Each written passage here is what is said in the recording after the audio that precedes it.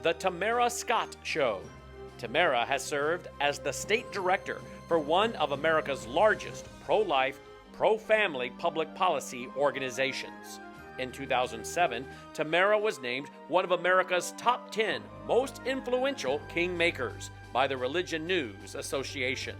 Tamara has spent years proclaiming and defending the values of a Christian worldview that is the foundation of our constitutional republic. And now, here is your host, Tamara Scott. I am Tamara Scott. This is the Tamara Scott Show, where we help you live God's Word in today's world. When the headlines hit home, if He expects you to live through it, He's directed you how to do it somewhere in His Word. Somewhere in His Word. So we always appreciate that. I know Thomas is working with our guest coming in from Israel. Nicole Jansezian will be joining us. She is our eyes on Israel, our feet on the ground in Jerusalem, and has been so faithful for the last several years just to give us updates of what was taking place. It was tragic in 2023, October 7th, when lives were just destroyed and a massacre took place, and then maybe even worse, I don't know, kidnapped. People were kidnapped, tortured, raped, and then kept from their families until just recently. And we can thank Donald Trump for helping get some of those folks that were remaining in captivity back home, as well as working to get the bodies of those lost in captivity home, killed in captivity, shall we just say. So Nicole is working with Thomas on getting the audio going, so we want to make sure they have everything they need. Let me just tell you, on the 31st, next Tuesday, during Holy Week, on the 31st, Rob McCoy will be in Des Moines, 7 to 9 p.m. Rob McCoy is the pastor. He's the man Charlie Kirk called as his pastor. He's the one that fed into Charlie Kirk, taught Charlie Kirk how to, his worldview, shaped his worldview, but how to debate, how to discuss the issues. When I would see the videos of Charlie Kirk, I would see Rob McCoy in those videos. He's coming here to Des Moines, 7 to 9 p.m., Airport Holiday Inn, and he's going to share with us some things that he has on his heart, but as well, we're giving us that same training. We'll take questions from the audience. If you're in the Des Moines area, you need to come. It is sponsored by Iowa GOP. And I can't tell you how frustrating it is when pastors are like, oh, it's Republican Party. Really? Well, when the Democrat Party starts doing things that really truly honor the God of our founding fathers, let me know, not just pretend to do so, which is an ad. I don't know if I have that ad available today. I'll try and show it. But we honor the God. We may not be perfect. We honor the God of our founders who is. That aside, this is good teaching, good training, and I want you to think about it. There's an RSVP where you can do a link, QR code. We'll put that up on the screen for you maybe if we have time. But we also have it at the Tamara Scott Show on the page, the Tamara Scott Show Facebook page, so you can get that link as well. 7 p.m. If you're from Iowa, call your friends, wake the kids, plan on coming down. All right, Nicole Jansezian is with us now in the virtual studio from Israel. Nicole, thanks for joining us. Oh, thank you, Tamara. It's good to be here. And thankfully, I just remembered that you guys changed your clocks, but we didn't. I am so glad that you thought of that, because I don't usually send you a reminder to join us on the day of the show, but because we set this a couple days ago, I thought I better just do that. And thank heavens I did, or you did, and you remembered. So for not knowing very long ago, you look terrific and you got everything running. Thank you for joining us today. Oh, no, you're welcome. You're welcome. It's there's no sense of time here. I have to say, it's like every day you have to check a couple times a day, like what day is it and what time is it? Just the time is challenged. Let's put it that way. Not to mention when you guys change your clocks and we don't. Yeah. So. Right. And that someday we'll just do a show on that, because where is the sense in that? Why do we do that? It's so confusing. Babies don't change what time they're hungry. Dogs don't change what time they need to go out. It's hard on pastors. It's hard on everyone. I don't know why we do it. There's a saying, they call it an Indian saying, that only the white man thinks they can cut a foot off a blanket, sew it to the other end, and have a longer blanket. So. Oh my goodness. right? So I think there's a growing Yeah. movement to say, let's just stay. Now we'll have to argue, do we stay on the winter hours or the summer hours? I vote the summer hours, but I would love to Me see us too. I'm stay. with you on that. Yeah. Yeah, yeah. All right. So lots happening over there. I was just Mhm. reading that Trump apparently has said we're going to stop firing on Iran, which I have to tell you, I kind of don't want to. If they haven't straightened up, I finish the threat. Finish the threat is my that was my thought with you all and the battle going on in Gaza. So what is happening? Well, the really nobody knows what's happening. I mean, just the spoiler alert. I'm not coming here with answers today, unfortunately, but it's reminiscent of the lead up to this war, which carried on for 2 months with, President Trump was threatening all during that time, during the protests that were going on in Iran, that we were going to step in, US was going to step in. And then he basically bluffed. And it happened very suddenly, I think, for a lot of people, even though there was a buildup. But I think is something like that might be going on with the negotiations because Trump out of the blue said that, oh yeah, we're in the middle of negotiations. And he keeps adding details like, oh, and they're giving us gifts. And wait till you see it has to do with oil and gas. And they're not going to make nuclear weapons. And so Tamara, for better or for worse, whether there are people who want the war to stop now, and then there are people who want to quote unquote finish the job. But in any case, I will tell you that the gap between the Islamic Republic and what they want in a deal, the gap is so vast between them and the U.S. And by the way, in all of this deal, that where when President Trump put out that statement, Israel's not mentioned, and Israel is one third party to this war at the moment. And so Israel's not mentioned. It was just like we're negotiating, we are talking as Americans with the Iranians. Now, if you go to the Iranians, you get different answers depending on which person is interviewed. So I think there were some people, and maybe there were unnamed sources that said yes, there are negotiations, there's talks, and they're even characterizing it as not even negotiations, just simply the first outreaches of talks. And we are not I think Trump even said that he had a 15-point plan. And the latest news, literally from just this afternoon, was that Iran rejected that. And they said that, no deal. We don't like these points. I will add now that all of this, again, we have to look at how President Trump has played his hand in the past. And of course, a good card player is not going to play the same hand twice, probably. So, but he might have something else going on where he's just, throwing these words out about a deal. And out of nowhere, really, there was nobody was letting up on any side. Israel was saying, "Oh yeah, we've got 6 weeks of targets left to fire at," and so Israel wasn't looking at stopping. The U.S. didn't look like they were planning to stop, but Trump throws this out about a deal, and at the same time, the military has called up the 82nd Airborne Division to the Middle East.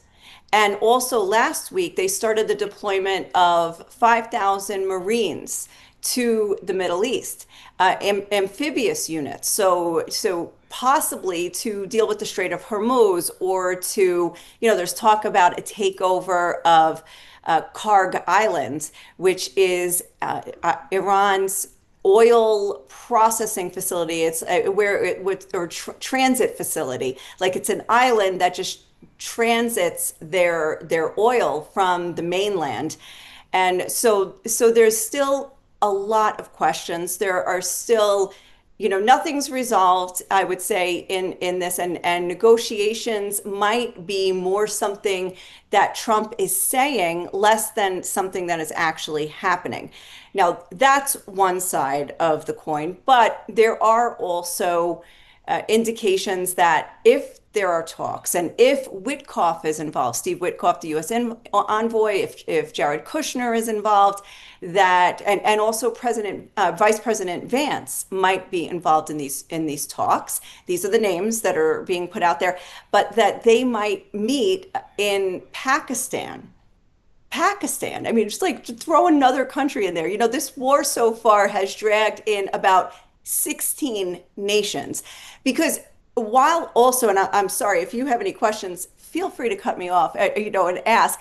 But just regarding the region and what is happening here for this war, there you probably know a lot about the attacks on Israel, but there are attacks on almost every country in the Middle East, especially in the Gulf.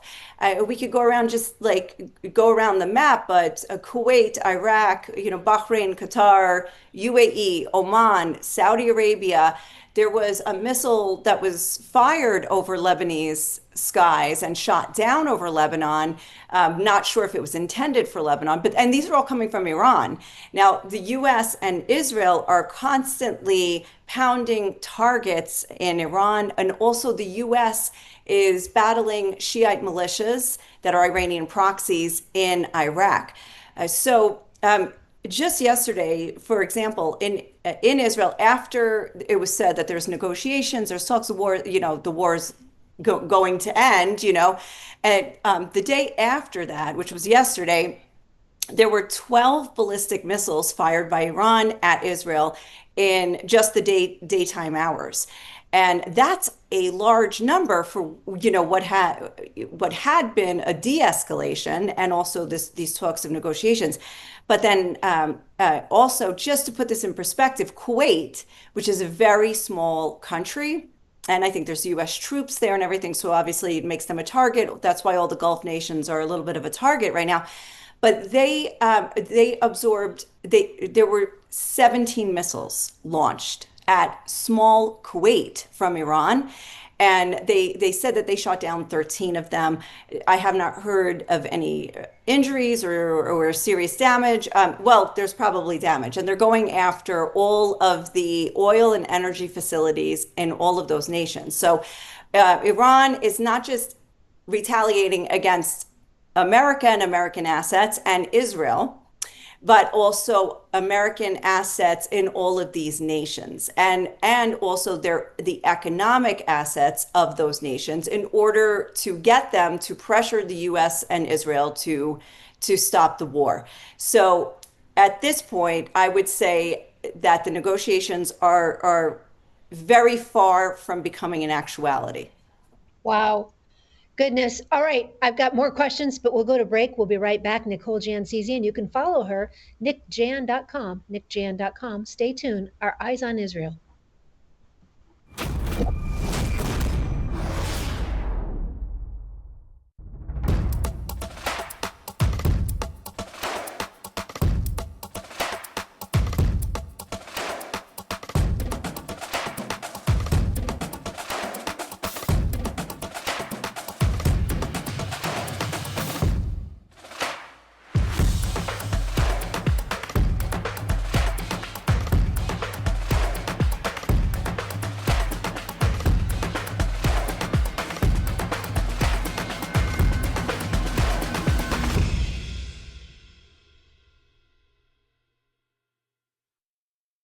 I need to tell you about our Bella Grace. This slender little sachet has the elixir with the collagen, astaxanthin, and cat's claw. In 2022, got an award for helping with cognitive function, and in 2023 in the sports arena for active ingredients, nutrition, and format.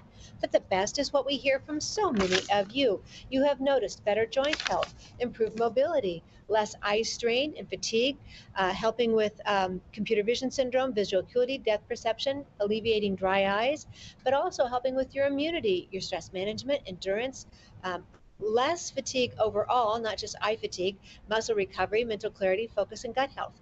Then there's the fun list.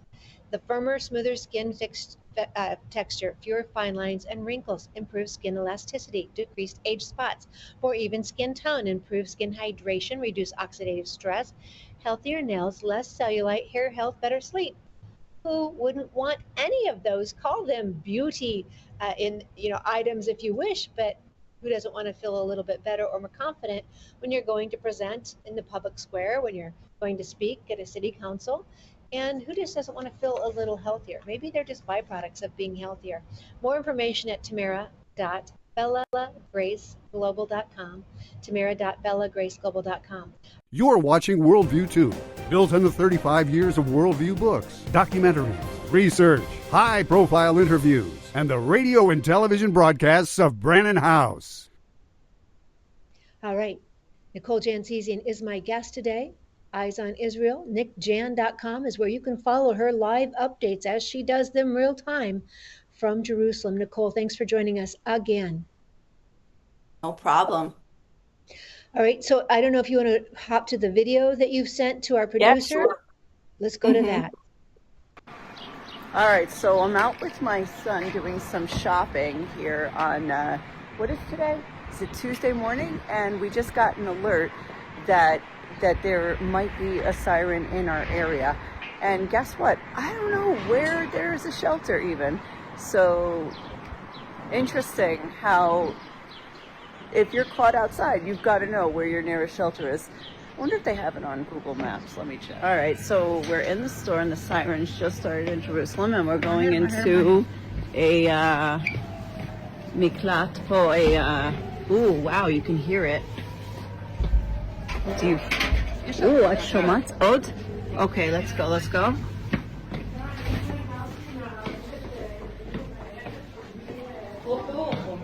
Daniel, come. Let's stay here.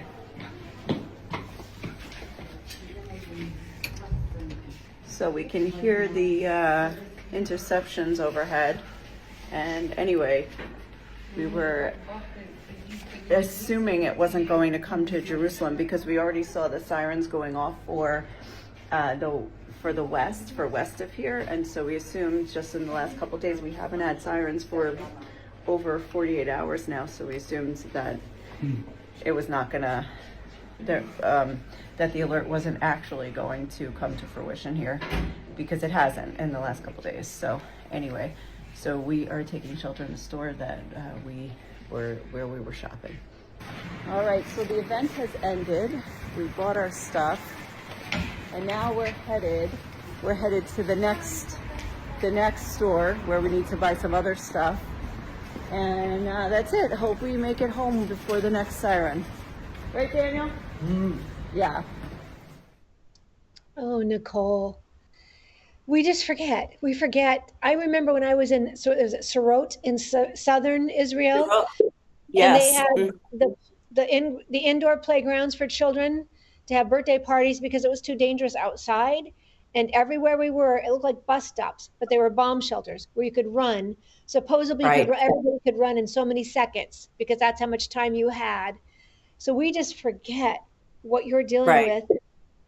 And then Now, go ahead. well, I know you posted about Down Syndrome Day, and so it's hard enough to have it with children, but how do you explain it to Daniel?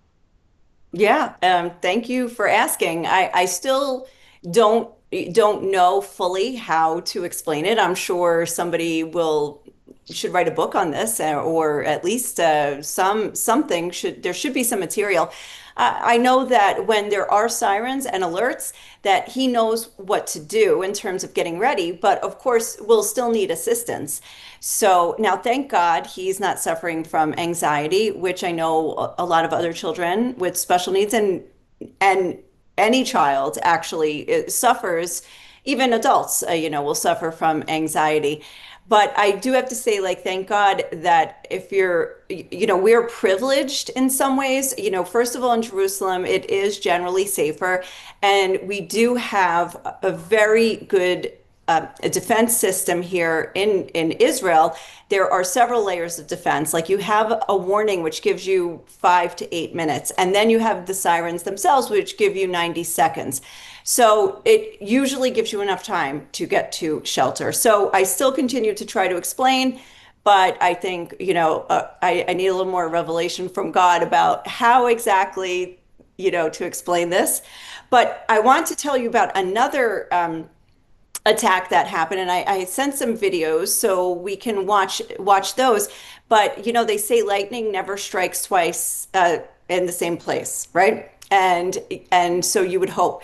But the old city of Jerusalem, which has typically been off limits in all of these wars because it contains all of the holy sites, including, for Islam, the Dome of the Rock. But there have been two missiles or fragments of missiles that have landed within the old city. And actually, right outside my mother-in-law's apartment, twice. Like she lives in the Armenian quarter, right, where it meets the Jewish quarter, and twice landed right there. So the first video is, you will see it's very quick and it's hard to catch, but you will see the missile just shooting to the ground. And then the second video will see exactly what destruction that caused and why we run to a shelter when we hear a siren. Okay. Thank you.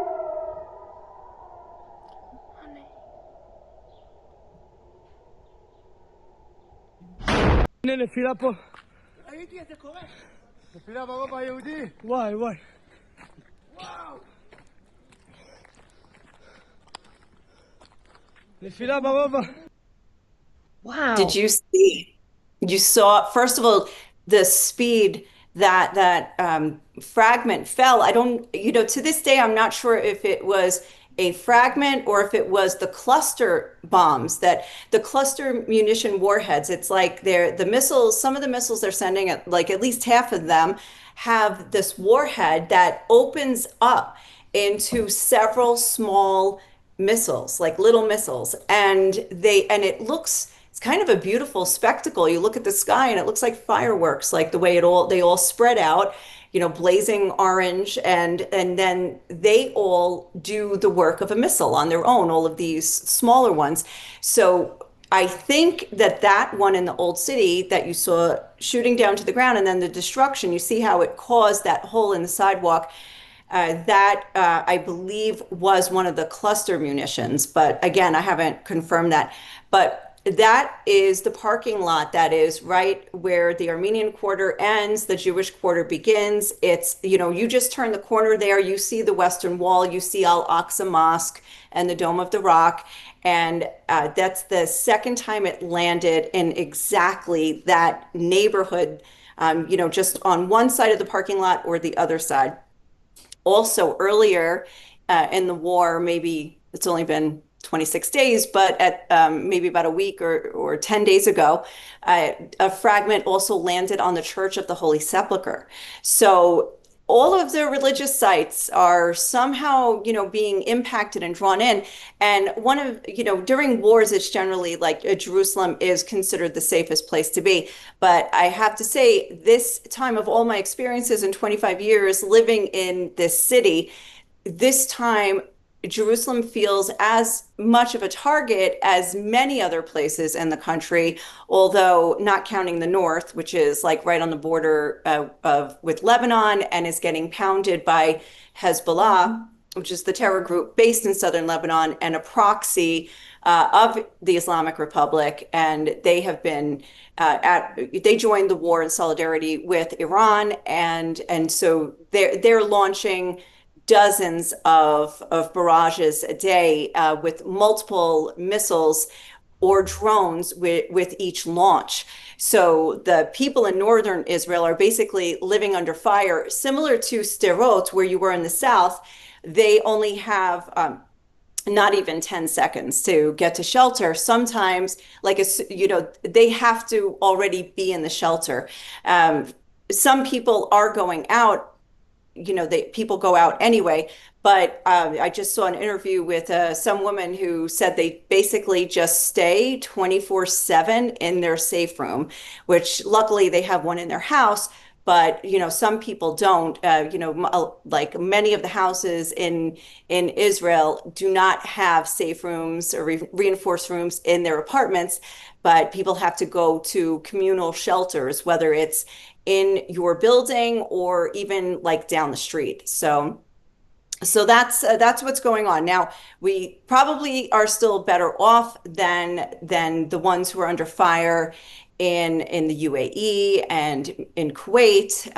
If it's going to civilian centers, in some places it has, like for instance, in the UAE, and I think a few of the other countries. But for the most part, the air defense systems are always on high alert, and there are several launches a day. So despite the fact that you've heard about negotiations, Trump had said 5 days, and that will take us to the end of this week.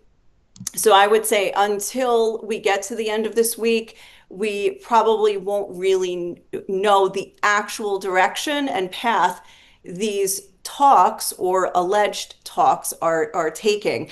Some of the Iranians say that they have no idea who Trump is talking to. Everybody in the government's denying talking to him. So again, not sure if this is a strategy that he's using or if the Islamic Republic is lying. So, Wow. and both are pretty possible, I would say. Either is pretty possible. Maybe not both at the same time. So much happening. So Yeah. much happening. And for those, I mean, I just think of those people who don't have shelters. So you're either heading out in your pajamas with your neighbors, which would not be my thing. I mean, we laugh. We used to say about my mother, if her house were on fire, she would press her bathrobe before she put it on to go out outside, right? So these people who I just don't think we can understand fully Yeah. you're living under 24/7. At the same time, I go to Iran. The people of Iran, we're hearing 50,000 to 90,000 deaths since December with this. Have you heard Oh, for near the that? protests.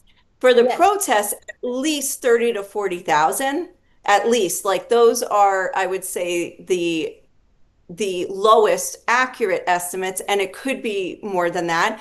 And they are still carrying on executions over there of protesters, and anybody who's caught, quote unquote, collaborating, they are executing them. And they've declared like a state of martial law, meaning if they catch you in a crime, war rules exist. So we can't know so much of what's going on there, but I have interviewed some people who have people like sources on the ground, and like really amazing enlightening information that I couldn't know myself. So it's really important to find trusted Iranians who have sources in the country right now. Yeah. And so one of the articles I read recently, and I think it says it about as well as anything, the people of Iran are victims of this war, but they are also the beneficiaries of this war because they are hoping for freedom from the oppression, the torture, the horrific, inhumane treatment of this last regime. All right, we're about to close out here. Do you have anything else in closing? Remind me, was it Christmas we were talking about for the first time in Israel? You were all going to be able to celebrate the Christmas holidays, the Hanukkah, all of it. Yeah, and so yeah, for the first time in a few years, we celebrated Christmas. The war, things were shut down.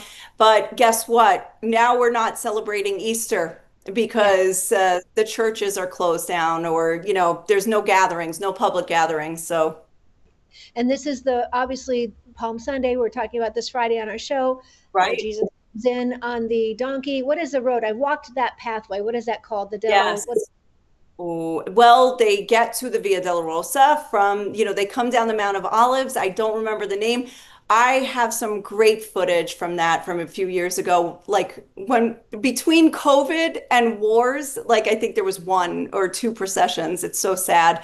And I don't think there will be one this year because of the gatherings, and people would be caught outside if a missile comes, there's no shelter nearby. Tragic. The beauty of it is that the Messiah that we talk about in the Christian faith is still on the throne. He has risen from the dead. He has conquered death for all of us, and he's on the throne, and he hasn't ceded any authority. So while we're dealing with this turmoil, he is there to walk us through it, to carry us through it, and to be our help, ever-present help in times of trouble. So it's beautiful to be able to walk that Via Dolorosa, but even here in America, we don't get that opportunity. We don't need it. We know he's still on the throne answering our prayers today. We're praying for you, Nicole. Anything else on your way out? Oh, thank you. Thank you for letting me share, Yeah. what's happening. And Yeah. yeah, I mean, if people want to tune in to, like you said, from the website, they can get to my channels. And I do a lot of live reports when things like this are happening. So yeah, I welcome anybody who wants to check out what's happening over here. Give your website one more time. It's nickjan.com. Nick, Nicjan. Yep. Nicjan, first part of her first name and first part of her last name. All right. Yeah. Thank you so much. And happy Holy Week and Passover's coming up. All of you. Blessings. Thank you to you too. Yep. All right. We'll be right back after these messages. We may have an in-studio guest if he arrives on time. Lots of hoopla, lots of rumblings happening in our state capitol. We'll hope he's here. Stay tuned. Do you like drinking toxins that could cause cancer, inflammation, and all kinds of other autoimmune diseases? Of course you don't. Well, much of our water in America is full of toxins. That's a proven fact. WorldviewWater.net. WorldviewWater.net is your solution so that you can drink good, clean water. In fact, I give it to all my 3 fur babies, all my 3 dogs. I have one under my kitchen sink, one of these filters, as well as on my shower. WorldviewWater.net. This is our new NutraSwish, Numi NutraSwish. You can find more information at Numi, neumi.com/TTSS, neumi.com/TTSS. One of the products we offer because you all have different preferences and respond differently to different items. So this is our lavender. It's for ladies anywhere along your journey. No hormones in it, but if you're taking a supplement of hormonal supplement, you might want to check with your doctor. The blue is for anyone over the age of 18. It has glutathione, which is a antioxidant, helps with over 400 cellular functions, and it helps detox heavy metals, forever chemicals, graphene oxide, one of those terms we learned after 2020, and it helps detox glyphosate. The good glutathione helps detox glyphosate. Glyphosate is found in ag chemicals or lawn chemicals, and some are very concerned about possible links to cancers, HPVs, and diabetes. But the blue bottle, the glutathione, helps detox heavy metals, forever chemicals, graphene oxide, and glyphosate. Then there's the mango-colored bottle you see on your screen. Numi Neuro helps with your mind, your memory, and your focus. Now, again, after 2020, we heard something about brain fog, a term we'd not heard before. Whether it's from a virus or a vaccine, many have found relief, a little help with Numi Neuro, the mango-colored bottle. When used with the blue bottle, it is so positive that the American Brain Council wrote about it, and it looked like an endorsement. Though we're told they don't write endorsements, it was simply a positive review of what they saw. You can find more information at Numi, neumi.com/TTSS, neumi.com/TTSS for the Tamara Scott Show. Why? Because we want you feeling your best. And when you use that TTSS link, you help us be our best. All right. I'm excited. I'm very excited.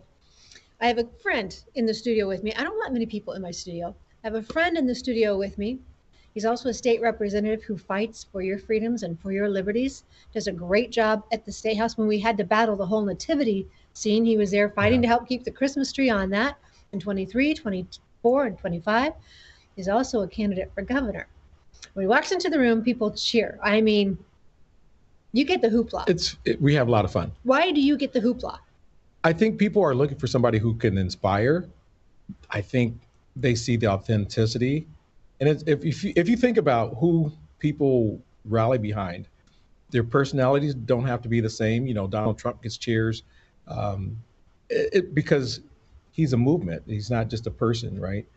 And I think people kind of get that same vibe. Yeah, and maybe because you won in a district that is sometimes difficult. You think? For Republicans? Yes, the only Republican that wins in a bluish district consistently. So we're talking about a district that President Trump did not win either one of the races. I think Joe Biden won by 6, and I think Kamala won by 7. Neither one of our Republican senators win that district. You live in a crazy neighborhood. I tell them, though, you're not woke. You're just having an identity crisis, and I'm here to help. I've door knocked with you. Now I have to say I have to be neutral for a gubernatorial, and he's a candidate for governor. Yes. I have to be neutral in my role as national committee woman. But in running for your state office, I have gone and gotten to door knock with you a little bit.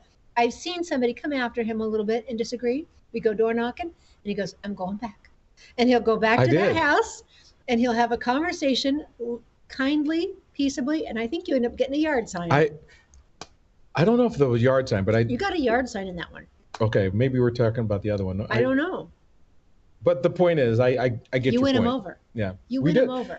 And we also have. I didn't realize this, and please don't take this the wrong way, but other people have said it's like the Charlie Kirk point, where I don't think we've ever done that together, but certainly we go to the farmers market, which is in Johnston, and we will give away free lemonade, free lemon stars, free cookies. We'll put bacon in chocolate Toll House cookies and call them Bacon Iowa Great cookies, and we'll just give stuff away and say, stump the legislator. Let's have this conversation. And if you've got 20 follow-up questions, you've got the mic until then. And that's how you get the hoops and hollers. And I love people. All right. So in this race for governor, we have several.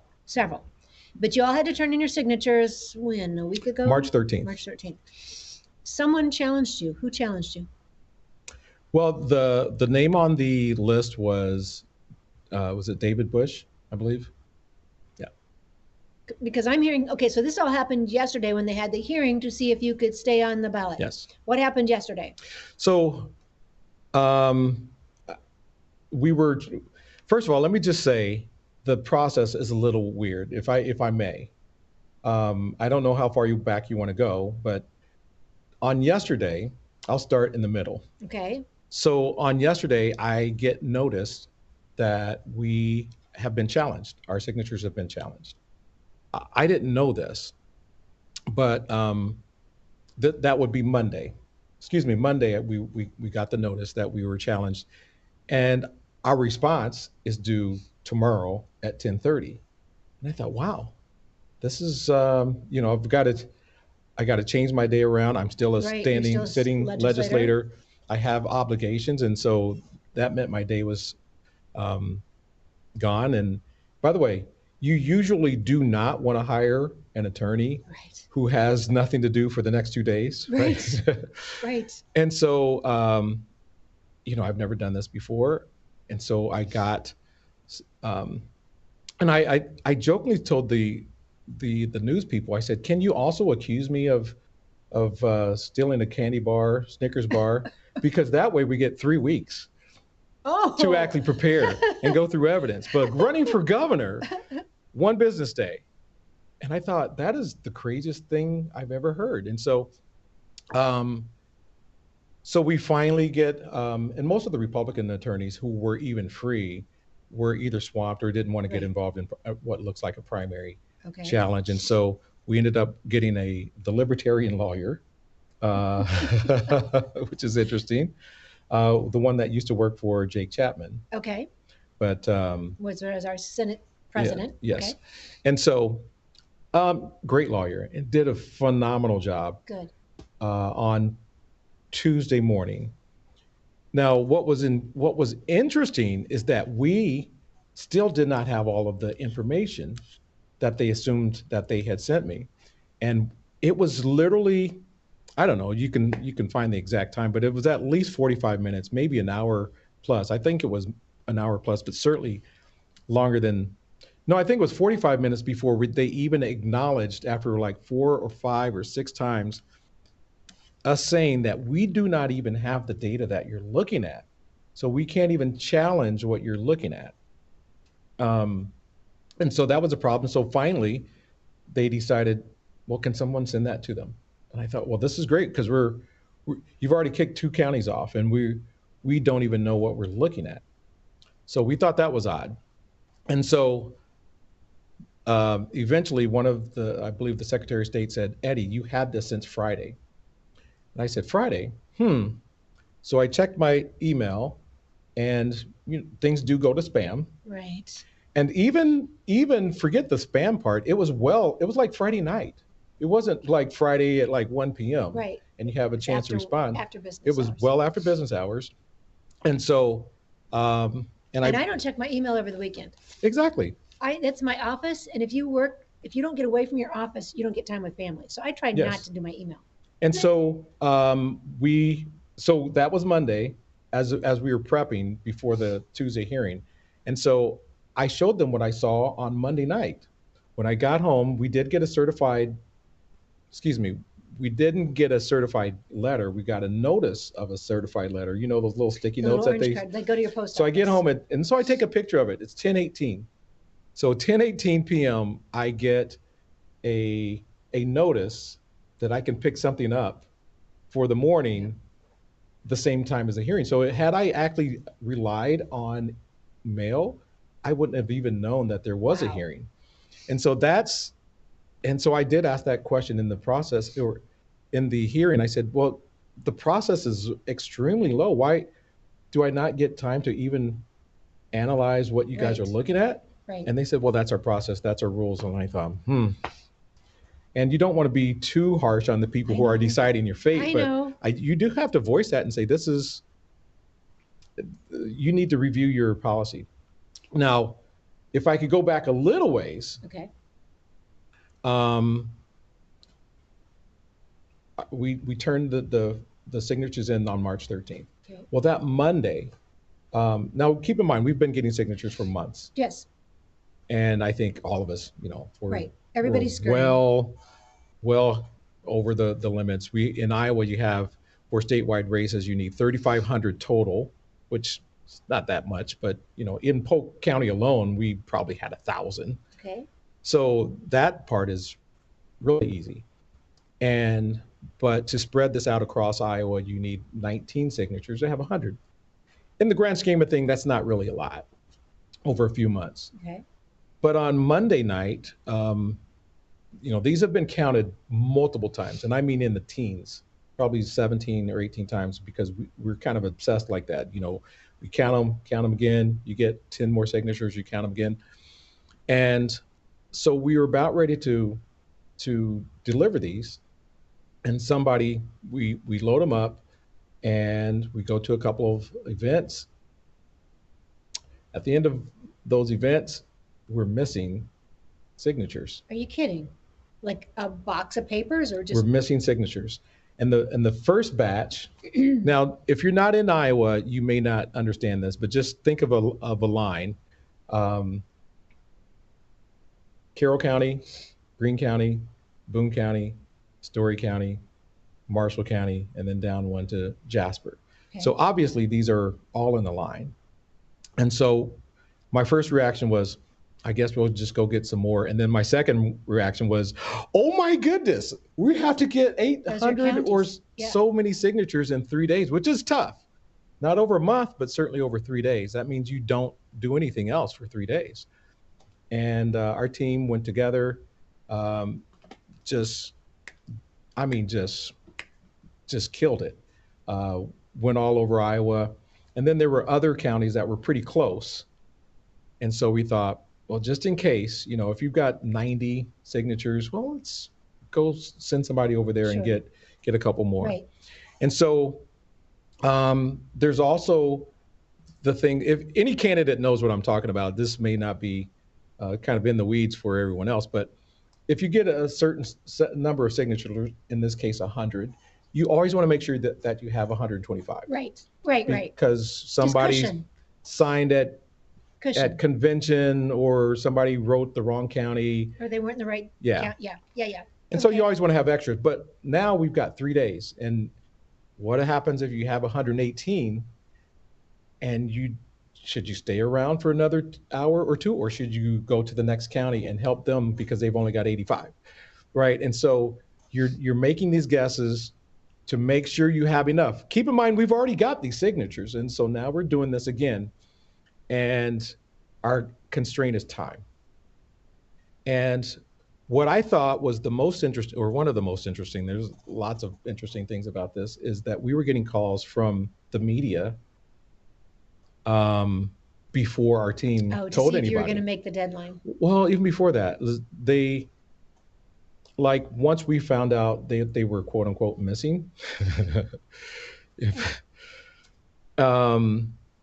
we got calls from the media, and Eddie, is there any truth to this rumor that your signatures went missing? And they were somewhat specific. They said, did an intern do this? Did somebody? I'm like, intern? No, we don't even have interns, right? We have volunteers, and no, nobody was there. But when you go to different events and you go in and out of the car, and Right.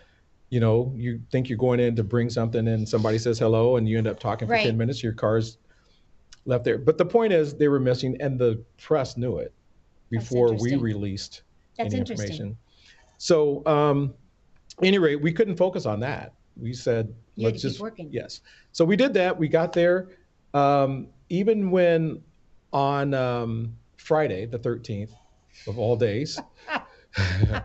So I called the Secretary of State. For those of you who don't know, the Secretary of State takes pictures with all the candidates, you know, when we turn the signatures in. And I said, look, I know we had an appointment for 3:00.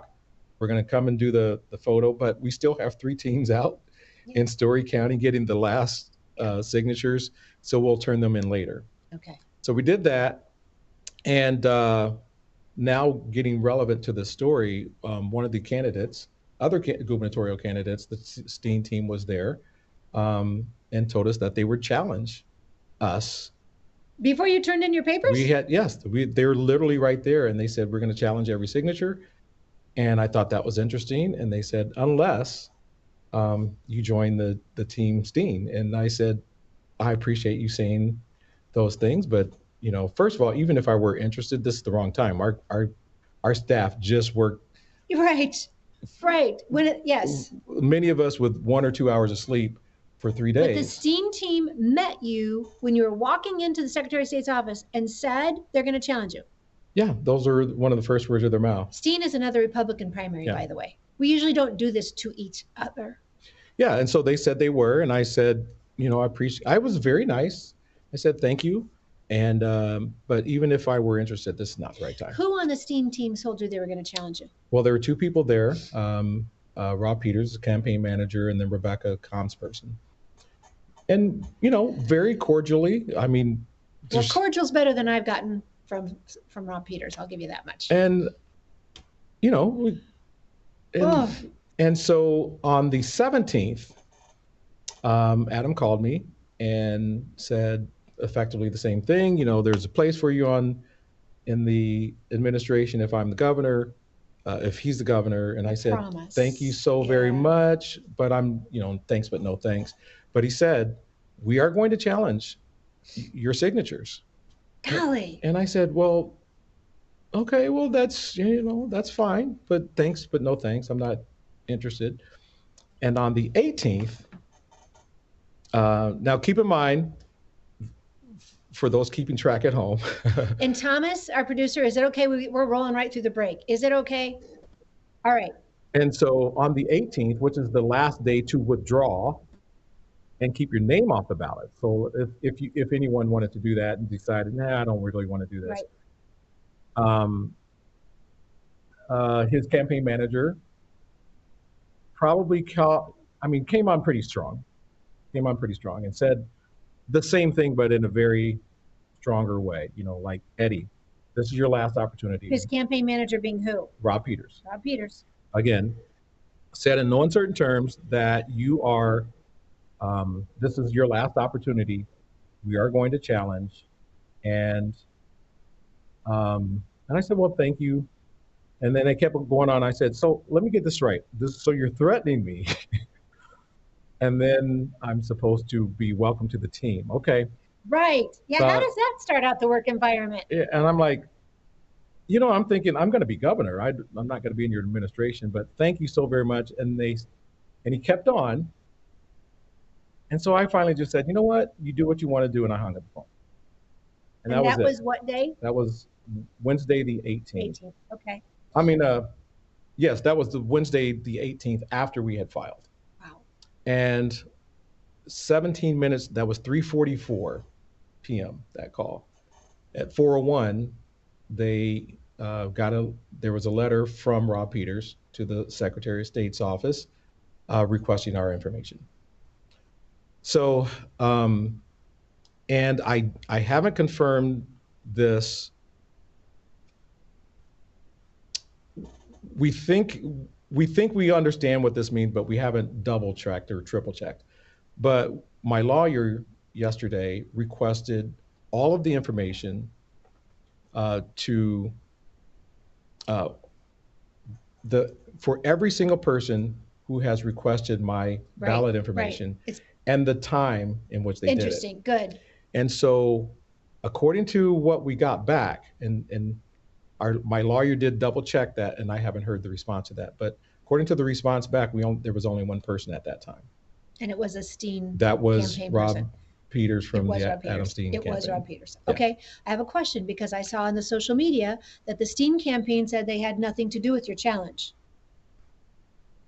Well, again, assuming that is accurate, and we will, the Secretary of State is accurate, and there was only one person who had filed, and maybe there was another person, but as of yesterday, we were told that there was one person who had requested that information. That was Rob Peters from the Steen campaign. And if anyone else got that information, it would have had to come from them because it wouldn't have come from us. Right. So when David Bush is the one kind of pushing this, apparently, that's the name they said in the hearing I watched yesterday. And I didn't get a chance to talk to him. By the way, we didn't even get a chance to talk in the meeting. I'm like, we were told yesterday and we were told this morning before the meeting that the meeting was going to go like this. The Secretary of State was going to make a statement. The challenger, David Bush, was going to make a statement, and then I was going to be able to make a statement. And we were going to switch chairs so that the news media was there. Well, he made statements literally the entire time. While they effectively, I thought he didn't show at the other meeting.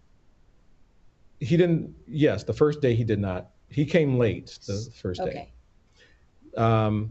We raised enough objections to their objections, if you will, by reminding them that we don't even know what you're talking about. When you're talking about a swoopy on the bee, like, can we even look at that? Right. And so they gave us at least half a day to look at that. Oh, we are out of time. Yes, we're so out of time. All right. So can we just tell the good news? Yeah, the good news is that I am on the ballot. We did win. We championed that. We have enough signatures on the ballot, and not just Eddie Andrews' campaign won, but the citizens of Iowa won. Absolutely. Iowa won because they now have an option, and all the thousands of people from every single county who signed their name in good faith, we're happy for them as well. So you're on the ballot. It's a primary. It's a heated primary, but I have not ever seen this. The ads will come out, right? And sometimes those are throwing elbows. But to go after someone's papers, I just never seen that before. Yeah. We, of course, will give Adam Steen the opportunity to come on this show if he wants to rebut or answer to some of these questions. But I will have questions. I will say that. Thank you for being willing to come on today. My pleasure. Congratulations. Thank you. Let's go. Eddie Andrews. And to everybody out there, if you're in Iowa, get to know your candidates. Don't take somebody else's word for it. Ask them the questions. Find one you support. Don't listen to who's viable, who's not. You know who makes them viable? You do. Your vote. And you can make the difference. So as everybody, we tell you, live boldly, love better, laugh bigger, be encouraged, and never be complacent.